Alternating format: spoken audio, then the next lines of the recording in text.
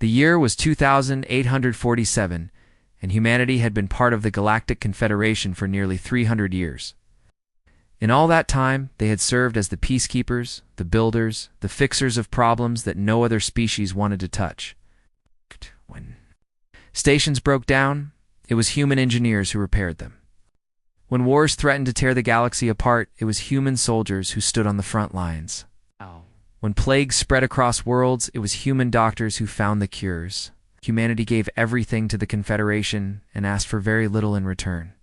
Ambassador Claire Dunham stood on the observation deck of the diplomatic vessel Horizon's Edge and watched the stars drift past the window. She was a woman in her early 50s, with gray streaks in her dark hair and tired lines around her eyes. 20 years she had spent in diplomatic service, and 20 years she'd watched the Confederation take advantage of her people.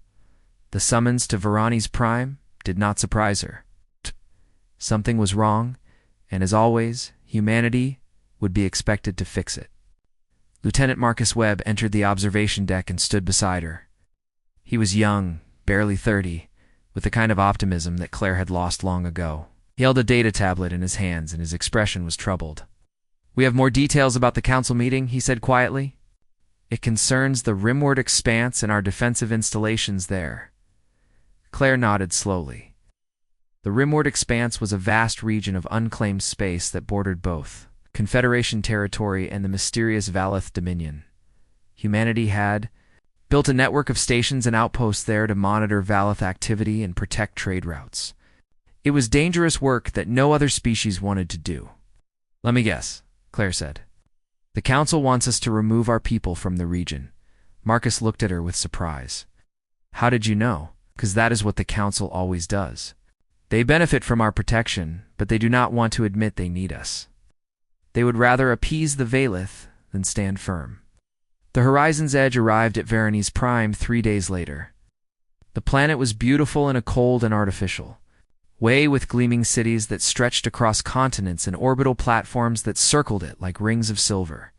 This was the heart of the Confederation, where 400 species had gathered to build something greater than themselves. At least that was what the founders had intended. Claire knew the truth was far less noble. The council chamber was enormous. Thousands of seats rose in tiers around a central platform where speakers addressed the assembly. Representatives from hundreds of worlds filled those seats with bodies of every shape and size imaginable. There were the insect-like Kralith with their clicking mandibles. There were the aquatic Melosians suspended in hovering tanks of water. There were the silicon-based Thornery who resembled walking mountains of jagged rock. And at the highest tier sat the High Arbiter Zolrith, a being made of living crystal, whose body caught the light and scattered it in rainbow patterns across the walls. Claire and Marcus took their seats in the human delegations area. Around them, the chamber buzzed with conversation in 100 different languages. Translation devices struggled to keep up with the noise. Then Zolrith rose and the chamber fell silent. "We have gathered to address a matter of great importance," the High Arbiter said. Their voice was like wind chimes, musical and cold. "The Valeth Dominion has expressed concern about human military activity in the rimward expanse. They view these installations as a provocation and a threat to their sovereignty." Claire felt her jaw tighten. The Valeth had been silent for centuries, hiding behind their borders and refusing all contact with the Confederation. Now suddenly they had concerns about human outposts that had existed for decades, Zolrith continued. "After careful deliberation, the Council has reached a decision. Humanity must withdraw all defensive installations from the rimward expanse. All advanced weapon systems must be surrendered to Council oversight. And humanity must accept restrictions on further expansion into unclaimed territories." A murmur spread through the chamber. Claire noticed that many of the alien representatives were nodding in agreement. They had already made up their minds before the session even began.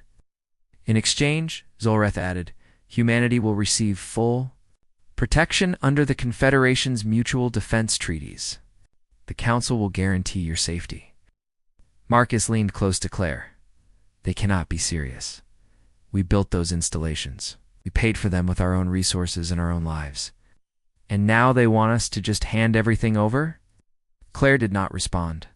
She was watching Zolrith and the other council members. She saw no sympathy in their eyes, no recognition of everything humanity had sacrificed. To them, humans were useful tools to be managed and controlled. Nothing more. She stood, and the chamber fell silent once again. The human delegation requests time to consult with our government before providing a response, she said. Shell inclined their crystalline head. You have 1 day. Claire returned to the horizon's edge and immediately contacted Earth. Secretary. General Daniel Price appeared on the communications screen. He was an older man with white hair and a face weathered by decades of difficult decisions. Behind him, Claire could see the walls of his office in Geneva, covered with photographs and maps and memorabilia from humanity's long journey to the stars. I have heard about the Council's demands, Daniel said before Claire could speak. I have also heard that the vote was nearly unanimous. Only 2 species spoke in our defense. The Corvani and the Decians, Claire confirmed. Everyone else supported the motion? Daniel was quiet for a long moment. When he spoke again, his voice was heavy with exhaustion. For 300 years, we have given everything to the Confederation. We have bled for them and died for them and asked only for respect in return. And this is how they repay us. Demands and ultimatums and threats dressed up as protection. Claire waited.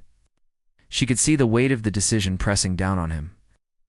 I've spoken with the Security Council and the representatives of every human colony world, Daniel continued. We are in agreement. If the Confederation cannot treat humanity as equals, then perhaps it is time we reconsidered our membership entirely. Claire felt something shift inside her. It was not surprise exactly. She had known this moment would come eventually, but she had not expected it to feel so right. What would you have me tell them? She asked. Daniel looked directly at her through the screen. Tell them we will not comply. Tell them that effective immediately humanity is withdrawing from the Galactic Confederation. And tell them that we wish them well, because I suspect they will need it. The next day, Claire stood once again on the central platform of the council chamber. Every seat was filled. Every eye was watching. The silence was so complete that she could hear the hum of the environmental systems in the walls. The human government has considered the council's demands, she began. We have weighed them carefully against 3 centuries of partnership and sacrifice. We have reached our decision. She paused and looked around the chamber. She saw curiosity on some faces and impatience on others. A few of the representatives looked almost bored, already certain of the outcome. Humanity will not comply with these demands.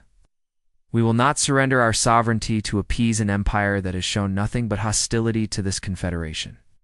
And we will not accept a partnership where we give everything and receive nothing in return. The chamber erupted in noise. Shouting and clicking and rumbling from dozens of species filled the air. Zolreth raised a crystalline hand, and slowly the chaos subsided. Ambassador Dunham, Zolreth said, I urge you to reconsider. The galaxy is more dangerous than your people understand. Without the Confederation's protection, humanity will be vulnerable. Claire smiled, but there was no warmth in it. You have mistaken our cooperation for dependence, she said. That was your first error? Your second was believing we needed you more than you needed us. Effective immediately, humanity withdraws from the Galactic Confederation. We wish you peace and prosperity. Goodbye. She turned and walked out of the chamber. Marcus followed close behind. Adam. Behind them, the shouting resumed louder than before, but Claire did not look back. The door closed and the noise faded, and humanity's long partnership with the galaxy came to an end. The stars waited outside, cold and beautiful, and full of possibility. Whatever came next, humanity would face it alone. And somehow that felt exactly right.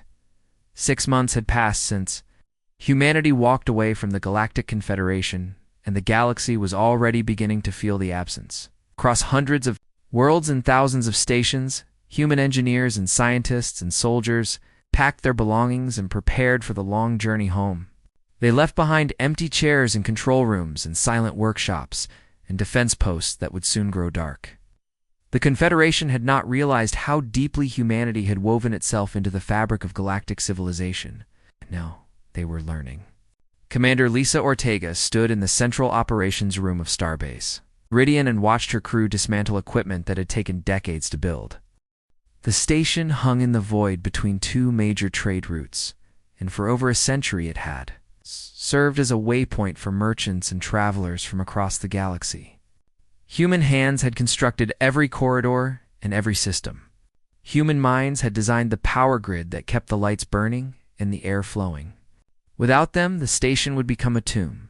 Station Administrator Preleth entered the operations room with slow, heavy steps. He was a Corvani, a species that resembled tall, gray-skinned humanoids with 4 arms and large, dark eyes. The Corvani had always been friendly to humanity, and Preleth had worked alongside Lisa for nearly 15 years. She could see the sadness in his expression. "Commander Ortega," he said quietly, "I must ask you one more time. Is there nothing that can change your mind?" Lisa turned to face him. She had asked herself the same question 1,000 times over the past months.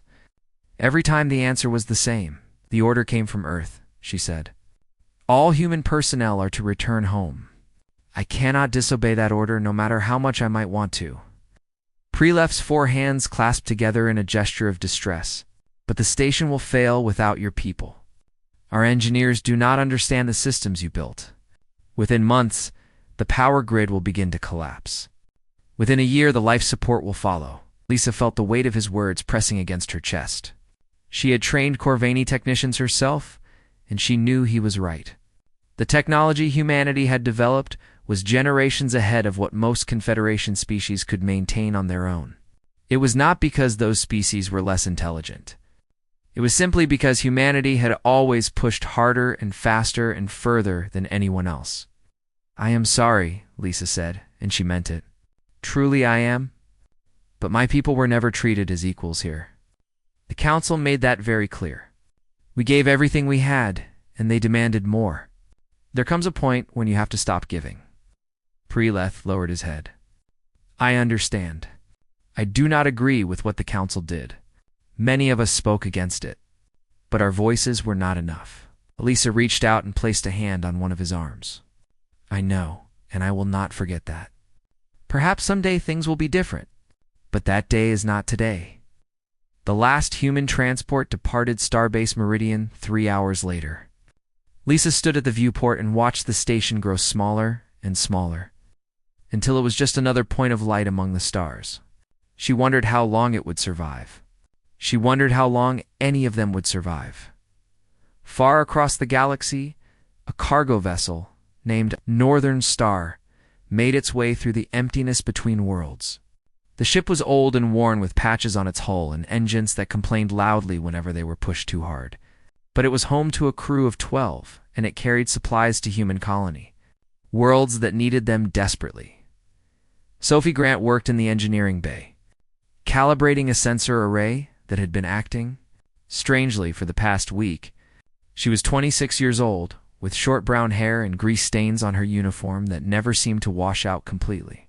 She had joined the crew of Northern Star 2 years ago, straight out of the engineering academy.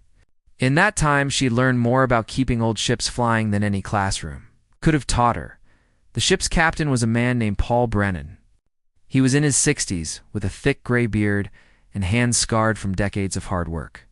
He had been running cargo ships since before Sophie was born, and he knew every trick for surviving in the void. When humanity withdrew from the Confederation, Paul had simply shrugged and said that nothing really changed for people like them. They had always been on their own. Sophie finished her work on the sensor array and made her way to the bridge. Paul was there along with the first officer, a woman named Diana Walsh, who rarely smiled but always knew exactly what to do in a crisis. They were both staring at a screen filled with flashing lights and scrolling text. "What is happening?" Sophie asked. Paul turned to look at her. His expression was troubled. "Distress signal. A Confederation merchant fleet about 3 light-years from here. Valith raiders hit them hard. Dozens of ships disabled. Life support failing on most of them." Sophie felt her stomach tighten. The Valith were the mysterious empire that bordered Confederation space. No one knew much about them, except that they were ancient and powerful and hostile to outsiders. If they were attacking merchant ships, then things were worse than anyone had realized. "How many people?" she asked. Sensors are reading over 3,000 life signs across 7 vessels, Diana said. Most of them are Melosian and Corvani. A few Kralith. No humans. Paul was quiet for a long moment. His fingers drummed against the arm of his chair. Sophie could see the conflict in his eyes. We have no obligation to help them, Diana said carefully. Humanity is no longer part of the Confederation. Officially, those people are not our concern. I know what the official position is, Paul replied. I also know that 3,000 people are going to die if someone does not do something. Sophie stepped forward. Captain, what are you thinking? Paul looked at her, and then at Diana, and then at the distress signal still flashing on the screen. I am thinking that I did not become a spacer to watch people die when I could save them. Humanity might have left the Confederation, but we did not leave behind who we are. He straightened in his chair. Set a course for the merchant fleet. Maximum speed. The Northern Star arrived at the scene of the attack 2 hours later. The damage was worse than the sensors had suggested. Valith weapons had torn through the merchant vessels like claws through paper. Hulls were breached, and engines were destroyed, and emergency lights flickered weakly in the darkness. Escape pods drifted among the wreckage, their beacons crying out for help that had not come. Paul ordered the crew to begin rescue operations immediately. Sophie worked alongside everyone else, hauling survivors aboard and treating injuries and finding space for people in corridors and cargo bays. The faces that looked back at her were filled with fear and confusion and something else she did not expect. Gratitude. A Corvani woman grabbed Sophie's arm as she helped her to safety. Why are you doing this? The woman asked. Your people left us. The council said you would never help us again. Sophie did not know how to answer at first. She thought about everything that had happened in the past months. She thought about the anger and the betrayal and the long journey home. We did not leave because we stopped caring, she finally said. We left because we were tired of being used. But that does not mean we stopped being who we are. The rescue took nearly 8 hours. When it was finished, over 3,000 survivors were crammed into every available space on Northern Star. Paul arranged for a rendezvous with a Confederation station, where they could transfer the refugees to proper medical facilities. As the survivors departed, many of them stopped to thank the human crew. Some of them wept. Sophie stood at the airlock and watched them go. Paul came to stand beside her. His face was tired, but there was something peaceful in his eyes. Do you think this will change anything? Sophie asked. Paul shrugged. Maybe, maybe not. But that is not why we did it. Then why? Paul placed a hand on her shoulder and smiled. We do not help people because they deserve it. We help because of who we are. The Confederation can call us whatever they want. They can blame us for leaving, but they cannot take that away from us. Not ever. Sophie watched the last of the survivors disappear into the station. Somewhere out there, the galaxy was falling apart. War was coming, and no one knew what the future would hold. But in this moment, on this small, worn-out cargo ship, she understood something important. Humanity had not walked away because they were cruel. They had walked away because they had to. And when the time came to show who they truly were, they had not hesitated. That was worth something. That was worth everything. The final battle began at dawn over the skies of Varanus Prime. The Valith had gathered their entire fleet for one last push to destroy the heart of the Confederation. Over 20,000 warships filled the void, their dark hulls blocking out the stars like a curtain of death. They had come to end this war once and for all. They did not know that humanity had come to end it first. Admiral Christopher Vance stood on the bridge of the flagship undaunted, speared and watched the enemy fleet through the main viewport. Beside him, Commander Nathan Cole studied tactical displays showing every ship on both sides. The combined human and Confederation armada numbered just over 15,000 vessels. They were outnumbered, but not outmatched. Human technology and human determination would have to make up the difference. All ships report ready, Nathan said quietly. The fleet awaits your command, Admiral. Christopher took a deep breath. He had spent 40 years in the military preparing for a moment like this. Now that it had arrived, he felt strangely calm. Fear was a luxury he could not afford. His people were counting on him. Signal the fleet, Christopher said. We advance in Delta formation. Human ships will lead the charge. Confederation vessels provide support, fire, and cover the civilian transports. Our primary target is the Valith command ship. If we can take out their leadership, we can break their coordination. The order went out across the fleet. Engines roared to life. Weapons systems powered up. Thousands of men and women from dozens of species prepared to fight for everything they had left. All ships, Christopher said over the open channel. This is Admiral Vance. Today we stand together against an enemy that knows only destruction. They believe they have already won. They believe we are too weak and too divided to stop them. Let us show them how wrong they are. For our families, for our worlds, for the future we will build when this is over. Forward. The fleet surged ahead like a wave crashing against the shore. Sophie. Grant coordinated fighter squadrons from the tactical center of the carrier vessel. Starlight Vanguard. She had come a long way from the young engineer on a cargo ship who had helped rescue stranded merchants. Now she commanded hundreds of pilots who trusted her with their lives. The weight of that responsibility never got lighter, but she had learned to carry it. Squadron 7 break left, she ordered into her headset. Enemy interceptors coming in from bearing 240. Squadron 12 provide cover fire. The battle unfolded across her displays in patterns of light and motion. Human fighters danced through the chaos, their movements precise and coordinated. Valith interceptors were faster, but human pilots were smarter. They used the debris and the confusion to their advantage, striking hard and then disappearing before the enemy could respond. A distress call crackled through her headset. A disabled Corvani cruiser was drifting helplessly in the middle of the battle zone. Valith's ships were closing in for the kill. Sophie did not hesitate. Squadron 3, divert to coordinates 7-7-Mark-4. Protect that cruiser until they can evacuate. But Lieutenant, that will leave our flank exposed, one of her pilots protested. I know. Do it anyway. Squadron 3 broke formation and raced toward the crippled cruiser. They arrived just in time, their weapons blazing as they drove back the Valith attackers. The cruiser's crew managed to reach escape pods and launch clear. It was a small victory in the middle of an enormous battle, but Sophie knew that every life saved mattered. On the surface of Varani's prime captain Angela, Morrison led a combined force of human marines and Confederation soldiers in defense of the capital city. The Valith had landed ground troops in an attempt to capture the planet's leadership and break the Alliance's morale. Angela was determined to make sure that did not happen. The fighting was brutal. Valith's soldiers moved with mechanical precision, their weapons tearing through buildings and vehicles alike. But Angela's troops held the line.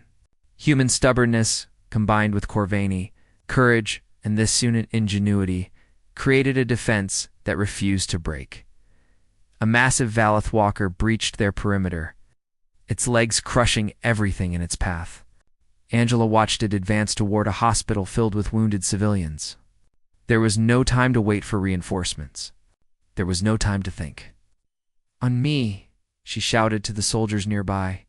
"We take that thing down now." She charged forward with a dozen fighters at her side. They dodged between the walker's legs, planting explosives on its joints and power systems. The Valith crew inside fired down at them, but Angela kept moving, kept fighting, kept refusing to give up. The explosives detonated in a chain reaction that brought the walker crashing to the ground. Angela rolled clear of the falling debris and came up firing. The remaining Valith soldiers retreated under the fury of her assault. Around her, the defense line held. The hospital was safe. The city was safe. And somewhere above them, the fleet was fighting to make sure it stayed that way. The turning point came 3 hours into the battle. Nathan Cole's reconnaissance work over the past year had identified a weakness in the Valith command structure. Their supreme commander directed all fleet operations from a massive vessel at the center of their formation. If that ship fell, the entire fleet would lose coordination. Admiral Vance committed everything to the assault. Every available ship converged on the command vessel. The Valith fought back with desperate fury, but human determination proved stronger. Wave after wave of attacks wore down the command. ship's defenses until finally a coordinated strike broke through. The command vessel exploded in a flash of light visible across the entire battlefield. For a moment, everything stopped. Then chaos erupted among the Valith fleet. Without their supreme commander, they had no central direction. Ships began acting independently, some pressing the attack, others retreating, others simply drifting in confusion. All ships pressed the advantage, Admiral Vance ordered. Drive them back. Do not let them regroup. The combined fleet surged forward. What had been a desperate defense became a relentless assault. The Valith formation crumbled under the pressure. One by one, their ships turned and fled into the darkness beyond the system's edge. By sunset, the battle was over. The cost had been terrible. Thousands of ships destroyed. Millions of lives lost. Wreckage and debris filled the space around Varani's prime like a field of metal tombstones. But the Confederation survived. The galaxy survived. And for the first time in 3 years, there was hope for tomorrow. 1 month later, Secretary General Daniel Price stood before a gathering of representatives from every surviving species on Varanus Prime. The Great Hall had been rebuilt from the ruins, its walls decorated with symbols from 100 different worlds. Humans stood beside Corvani and Molotians and Neshans and dozens of others. They had fought together and bled together, and now they would build together. Today we sign a new accord, Daniel said to the assembly. Not a treaty of masters and servants. Not an alliance of convenience. A true partnership based on mutual respect and shared purpose. We have learned through fire and blood that we are stronger together than apart. Let us never forget that lesson. High Arbiter Zolrith stepped forward, crystalline form shining brighter than it had in years. On behalf of the Confederation, I pledge that we will honor this accord for as long as our people endure. Humanity has shown us what true courage and true compassion look like. We will strive to be worthy of the sacrifice you've made for us. The accord was signed. Cheers filled the hall. A new era had begun. Sophie Grant returned to Earth for the first time in 3 years. Her shuttle descended through clouds and sunlight until familiar landscapes appeared below. Green hills and blue oceans and cities filled with people who had never stopped hoping. Her father met her at the landing pad. He was older now, with more gray in his hair and more lines on his face, but his eyes were the same, warm and proud and full of love. They walked together through the streets of her hometown. Memorial walls displayed the names of those who had fallen. Children played in parks that had nearly become ashes. Life went on as it always did, precious and fragile, and worth protecting. Was it worth it? Her father asked as they stopped before a memorial. All the fighting, all the loss. Was it worth it? Sophie thought about Thessa, the Corvani child Nathan had saved, now living safely on a human colony world. She thought about the merchants her crew had rescued so long ago.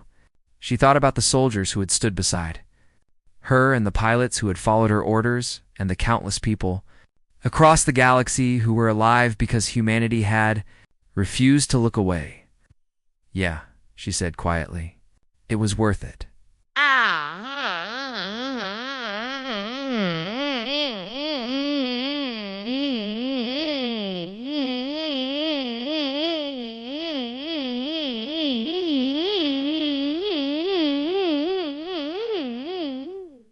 It was worth it.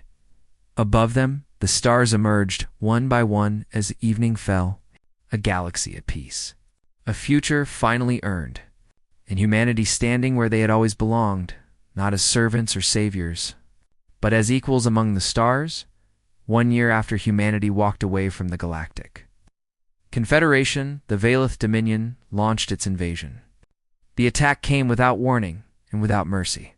Thousands of warships poured out of the darkness beyond the rimward expanse and fell upon Confederation worlds like a wave of fire and steel. In a single day, 14 star systems went silent. In a single week, the number rose to 40. The war that everyone had feared for centuries had finally begun. High Arbiter Zolrith stood in the command center on Varani's Prime and watched the reports flood in. Each one was worse than the last. The Valith fleet was larger than anything the Confederation had ever faced.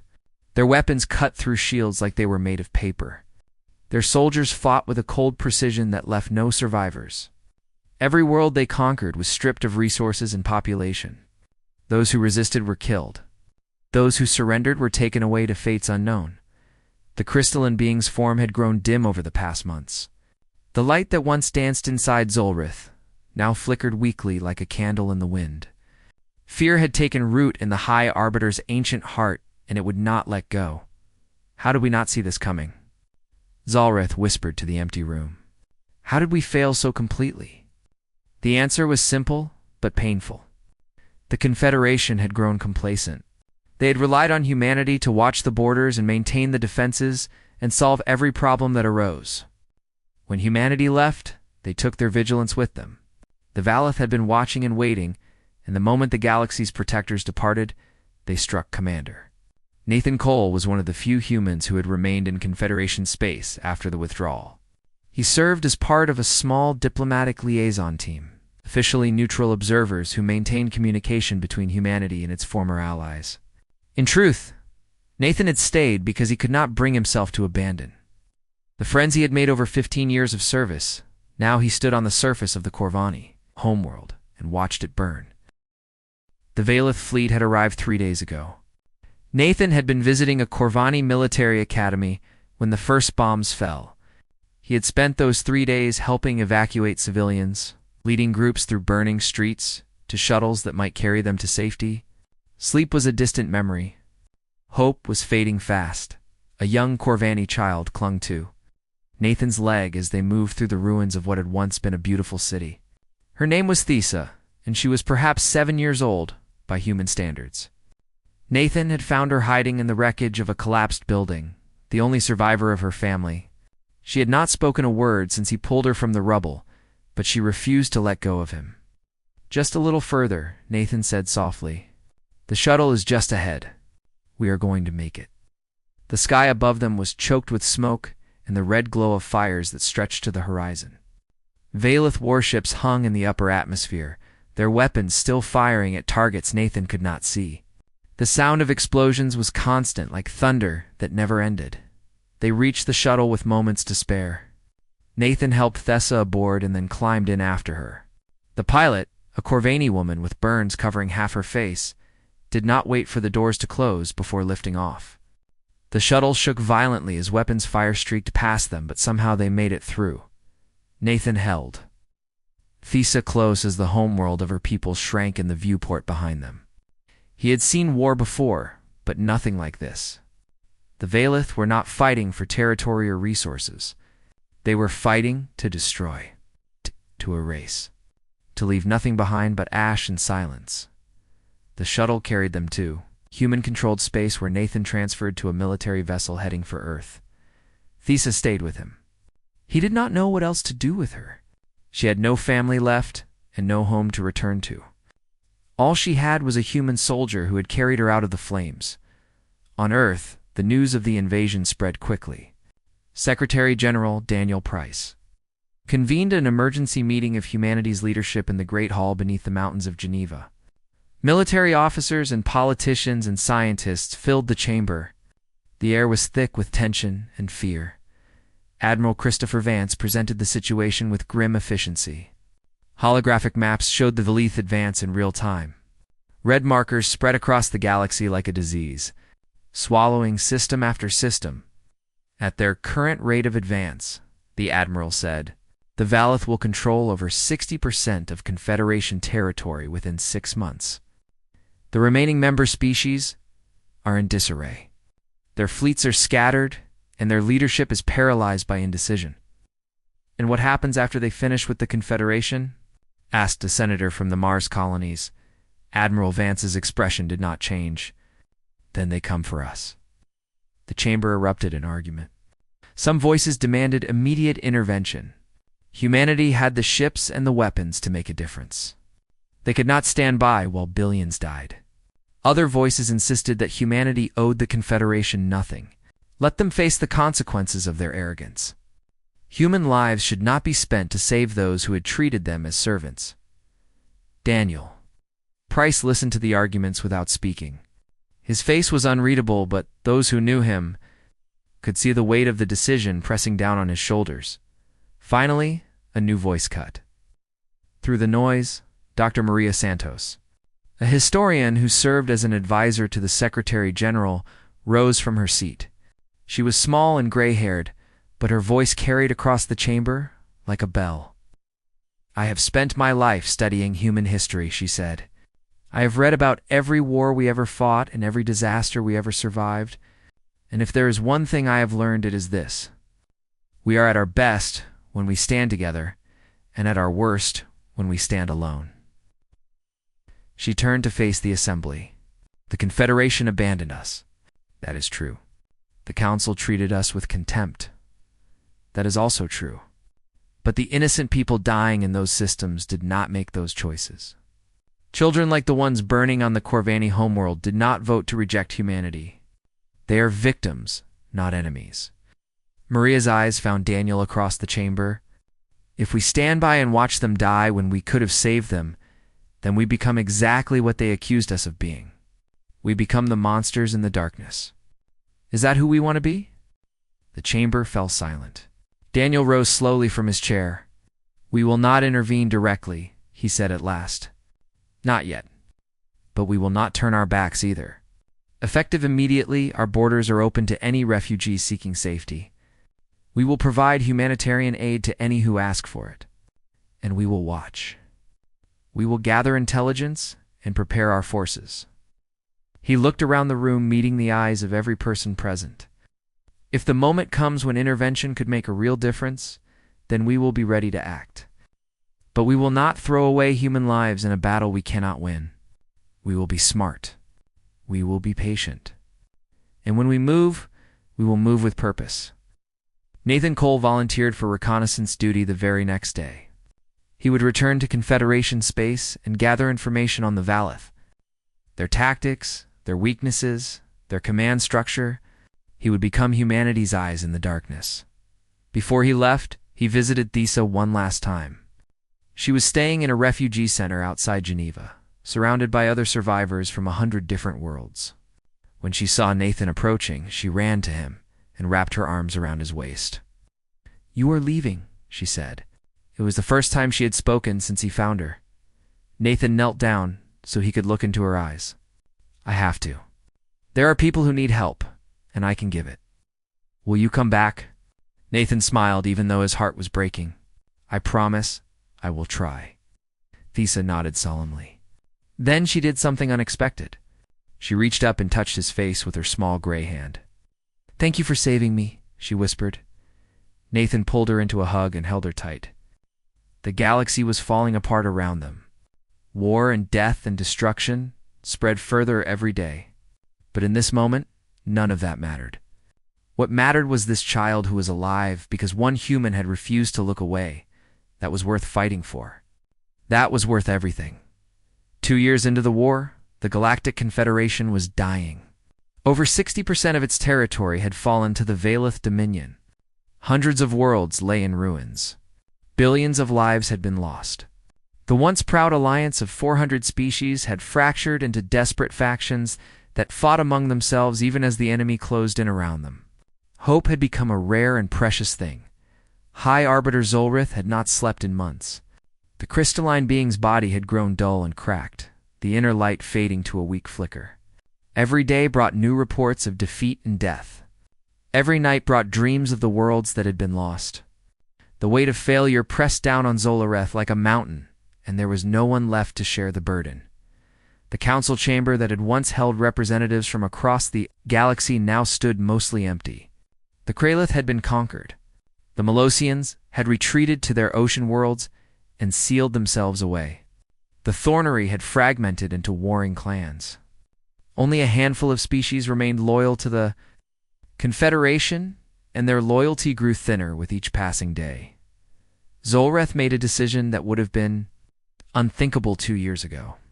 The High Arbiter boarded a small diplomatic shuttle and set course for human space. There was no fleet escort and no grand procession. Just one ancient being carrying the hopes of a dying civilization. The shuttle was intercepted at the border by a human patrol. Zolreth transmitted identification codes and a simple message. The High Arbiter of the Galactic Confederation requested an audience with humanity's leaders. The patrol ships did not respond for a long time. When they finally did, they provided coordinates for a rendezvous point deeper in human territory. The meeting took place. Aboard the battleship Resolute Dawn, one of the most powerful vessels in humanity's fleet, Captain Angela Morrison commanded the ship with a reputation for fairness and fierce determination. She stood at the airlock as Zolroth's shuttle docked and watched the crystalline being emerge with slow, careful steps. "Hi, Arbiter," Angela said with a slight nod. "Welcome aboard." Zolrith looked at her with eyes that had seen centuries pass. "Thank you, Captain. I know this visit is unexpected. I am grateful that you did not simply turn me away." Angela's expression remained neutral. "The Secretary General has agreed to hear what you have to say. Whether he agrees to help is another matter entirely." She led Zolreth through the corridors of the battleship to a conference room where humanity's leaders waited. Secretary General Daniel Price sat at the head of a long table. Admiral Christopher Vance stood behind him with arms crossed and a hard look in his eyes. Dr. Maria Santos sat nearby with a data tablet in her hands. Several other advisors and military officers filled the remaining seats. Zolrith entered the room and felt the weight of their stares. There was no warmth in those human faces. No welcome? Only the cold patience of people who had been wronged and were waiting to see if the one who wronged them had anything worth saying. "Hi, Arbiter," Daniel said without rising. "Please sit." Zolreth lowered into a chair that had been modified to accommodate a non-human form. For a long moment, the crystalline being simply sat there, gathering thoughts that had been scattered by exhaustion and grief. "I have come to beg," Zolreth finally said. "There is no other word for it. The Confederation is dying. Our fleets are broken. Our worlds are burning. The Valeth show no mercy and accept no surrender. Within a year, perhaps, lest they will have conquered everything we built." The High Arbiter's voice cracked like glass under pressure. "We were wrong. The Council was wrong. We treated humanity as servants when we should have treated you as partners. We demanded your obedience when we should have earned your respect. And when you finally had enough of our arrogance, we let you go without ever understanding what we were losing." Zolreth looked directly at Daniel. "I cannot undo what was done. I cannot bring back the years of disrespect or the insults or the demands. All I can do is tell you the truth. Without humanity, the galaxy will fall. The Valeth will not stop with the Confederation. They will come for you next. And when they do, you will face them alone, just as we are facing them now." Daniel listened without expression. When Zolreth finished, he leaned forward slightly. "What exactly are you asking for?" Zolrath's crystalline hands pressed flat against the table. "I am asking for humanity to rejoin the war. To bring your fleets and your soldiers and your brilliant, stubborn determination. In return, the Confederation will grant full recognition of human sovereignty, equal representation in a reformed council, complete access to all our technology and resources. Whatever you want, we will give it." "And what guarantee do we have that you will honor those promises?" Daniel asked. "When we were your allies, you treated us as tools. When we left, you called us traitors. Now that you are losing, you come begging for salvation. Why should we believe anything has changed?" Zolreth had no answer. The crystalline form dimmed further as shame washed through the ancient being. "I have no guarantee to offer," Zolreth admitted. "I have only my word and the word of a desperate people. If that is not enough, I understand. But I had to try. I had to come here and look you in the eyes and ask. Because if I did not, then I would have failed not only my people but myself." Admiral Vance spoke for the first time. "I have run the numbers. We have the capability to make a difference in this war.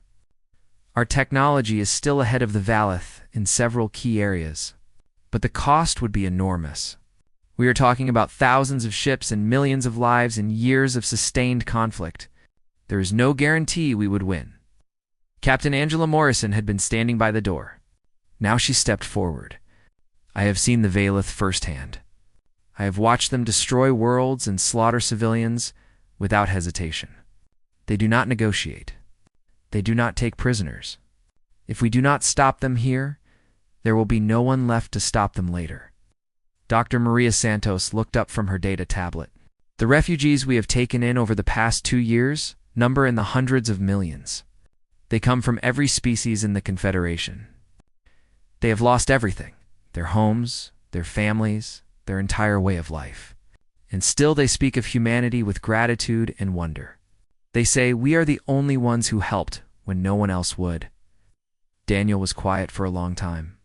The room waited in silence. I need to think, he finally said. This is not a decision I can make alone. I will consult with my advisors and with the representatives of every human world. You will have our answer within 1 day. Zolrith bowed low. Thank you, Secretary General. Whatever you decide, I am grateful that you listened. The next 24 hours were the longest of Zolroth's ancient life. The High Arbiter waited in quarters aboard the Resolute Dawn, unable to rest, unable to do anything but stare at the stars and wonder if this was the end of everything. When the summons finally came, Zolreth returned to the conference room. The same faces waited there, but something had changed. There was a new energy in the air, a sense of purpose that had not been present before. Daniel rose from his chair. His expression was solemn, but his eyes held a light that Zolreth had not seen before. We have reached a decision, Daniel said. It was not unanimous, but it was clear. Humanity will enter this war. Zolreth felt the crystalline form brighten for the first time in months. But understand this, Daniel continued. We are not doing this for the Confederation. We are not doing it for the Council or for you personally. We are doing it for the billions of innocent people who will die if we do nothing. We are doing it because it is right. He stepped closer to Zolreth, and his voice grew hard.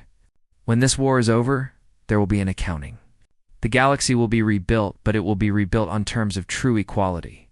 No more masters and servants. No more demands without respect. If you cannot accept that, then we will defend our own borders and let you face the Valeth alone. Zolrith nodded slowly. I accept. The Confederation accepts. Whatever terms you set, we will honor them. Daniel extended his hand.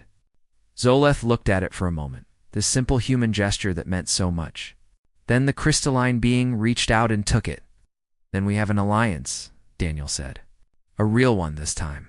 Zolreth felt something warm and unfamiliar spreading through that ancient crystalline body. It took a moment to recognize the feeling. It was hope. For the first time in 2 years it was hope. The final battle began at dawn over the skies of Varani's Prime. The Valeth had gathered, their entire fleet for one last push to destroy the heart of the Confederation. Over 20,000 warships filled the void, their dark hulls blocking out the stars like a curtain of death. They had come to end this war once and for all. They did not know that humanity had come to end it first. Admiral Christopher Vance stood on the bridge of the flagship undaunted. Spirit and watched the enemy fleet through the main viewport. Beside him, Commander Nathan Cole studied tactical displays showing every ship on both sides. The combined human and Confederation armada numbered just over 15,000 vessels. They were outnumbered but not outmatched. Human technology and human determination would have to make up the difference. All ships report ready, Nathan said quietly. The fleet awaits your command, Admiral. Christopher took a deep breath. He had spent 40 years in the military preparing for a moment like this. Now that it had arrived, he felt strangely calm. Fear was a luxury he could not afford. His people were counting on him. Signal the fleet, Christopher said. We advance in Delta formation. Human ships will lead the charge. Confederation vessels provide support fire and cover the civilian transports. Our primary target is the Valeth command ship. If we can take out their leadership, we can break their coordination. The order went out across the fleet. Engines roared to life. Weapons systems powered up. Thousands of men and women from dozens of species prepared to fight for everything they had left. All ships, Christopher said over the open channel. This is Admiral Vance. Today we stand together against an enemy that knows only destruction. They believe they have already won. They believe we are too weak and too divided to stop them. Let us show them how wrong they are. For our families, for our worlds, for the future we will build when this is over. Forward. The fleet surged ahead like a wave crashing against the shore. Sophie. Grant coordinated fighter squadrons from the tactical center of the carrier vessel. Starlight Vanguard. She had come a long way from the young engineer on a cargo ship who had helped rescue stranded merchants. Now she commanded hundreds of pilots who trusted her with their lives. The weight of that responsibility never got lighter, but she had learned to carry it. Squadron 7 break left, she ordered into her headset. Enemy interceptors coming in from bearing 240? Squadron 12 provide cover fire. The battle unfolded across her displays in patterns of light and motion. Human fighters danced through the chaos, their movements precise and coordinated. Valith interceptors were faster, but human pilots were smarter.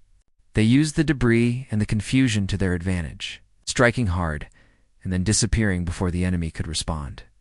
A distress call crackled through her headset.